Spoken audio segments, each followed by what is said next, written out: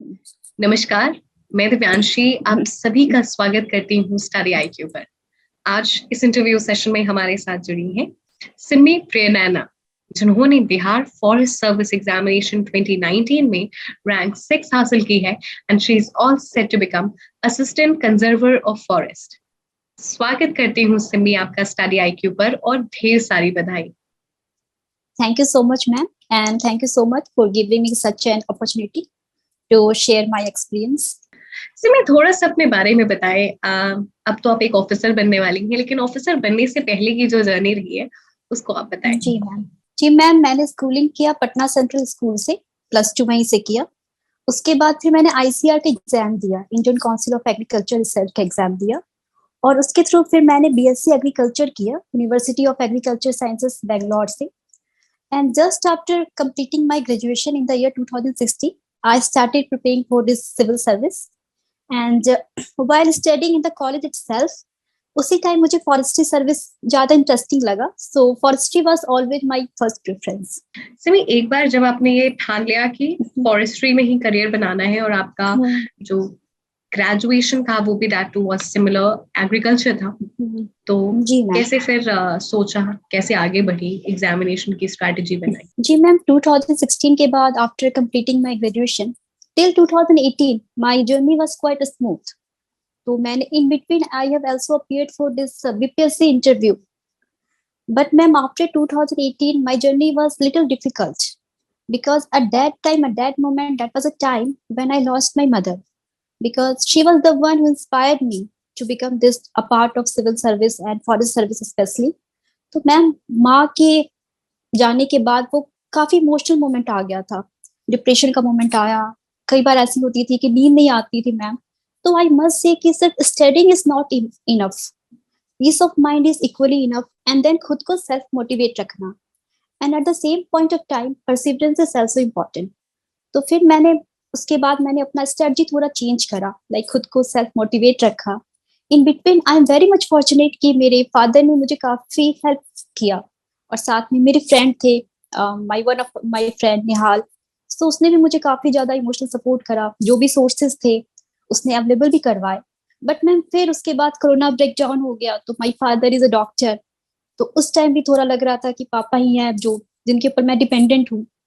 तो उस वक्त भी थोड़ा सा वो मोमेंट मेरे लिए काफी इमोशनल ब्रेकडाउन का मोमेंट आया, but at the same point of time ये था कि करना तो है ही, जाना मुझे फॉरेस्ट्री में ही है।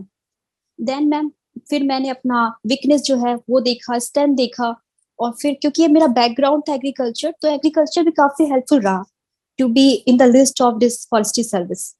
एंड देन मैम फिर मैंने वो नोटिफिकेशन आया 19 में, फिर एग्जाम दी, और फिर ma'am I am into the list. Simi, जिस तरीके से आपने बताया कि सिचुएशंस हमेशा ही ग्लिटरी नहीं होते, स्मूथ नहीं होते, और आपने काफी उतार चढ़ाव देखे पूरे जर्नी में, और एक सेटबैक आया और उस सेटबैक के बाद आपने कम बैक किया। तो ये जो सेटबैक से कम बैक तक का जो सफर रहा है वो कैसे आपने नापा?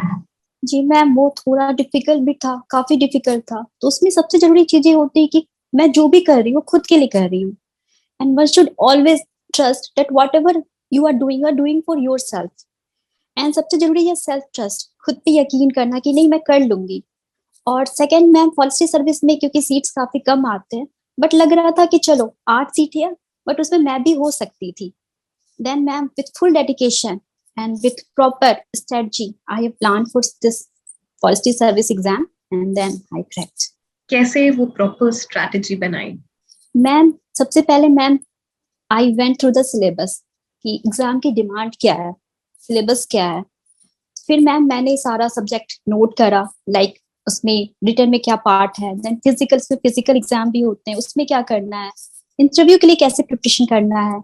और मैम आई मस्ट टेल, कभी कभी जब मैं बोर हो जाती थी, क्योंकि when you study continuous for 4 or 5 hours, I just switch on to study IQ channel, उसमें कुछ भी दिखता था video, I just watch it, और उससे क्या होता था कि मैं काफी रिफ्रेश हो जाती थी। और उसके बाद फिर मैम जो सोर्सेस होते थे फिर वो पढ़ती थी, और फिर सबसे जरूरी चीजें होती थी मेरे साथ, वो खुद को सेल्फ मोटिवेट रखना, और वो मैं रखती थी। रिटन के लिए किन खास बातों का ध्यान रखना है, बिकॉज एक डिसाइडिंग फैक्टर है, और बहुत ही सजग रहना है जब आप रिटन की तैयारी कर रहे हैं? जी मैम। मैम जैसे इसमें सिविल सर्विस में एक ही ऑप्शनल होते हैं, फॉरेस्ट सर्विस में 2 ऑप्शनल होते हैं। तो ऑप्शनल इसमें काफी डिसाइडिंग फैक्टर है, ये आपको लिस्ट में रख सकता है। तो वाइल चूजिंग ऑप्शनल, यहाँ पे सर्टेन पॉइंट को ध्यान में रखना है, लाइक आपका सोर्सेस क्या है, सोर्सेस अवेलेबल है कि नहीं है, आपका इंटरेस्ट क्या है, एंड देन आपका बैकग्राउंड क्या है। लाइक मैम मेरा बैकग्राउंड एग्रीकल्चर रहा, तो एग्रीकल्चर ने मुझे काफी हेल्पफुल रहा and fortunately I scored good marks. And then ma'am sources उसमें अवेलेबल है कि नहीं है, and then previous year question paper practice, और उसके बाद मल्टीपल रिवीजन। मैम रिवीजन भी बहुत इंपॉर्टेंट है। And second thing is that आपके सोर्सेस लिमिटेड होने चाहिए with unlimited revision. Limited sources with unlimited revision, ये आपका मंत्र था, yes.